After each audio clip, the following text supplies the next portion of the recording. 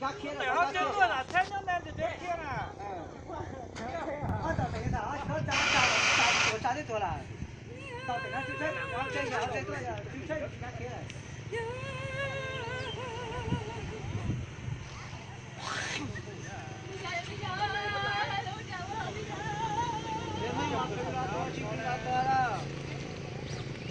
Tàu tỉnh nó chơi là có chơi nó bỏ nó sẽ đi chào của ba.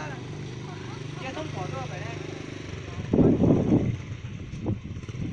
Nên là những kia lúc mà xỉn là mà.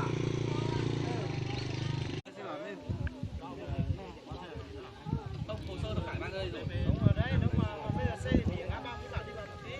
Thế bảo là anh xe một số thì ở cái xe kiểm soát kia này nó lên xe một số bạn trở đi ra sắp đến bảo Long Nhắc đi xe. Đấy là thì hết đất. Ngày trước là hết đất vừa vào.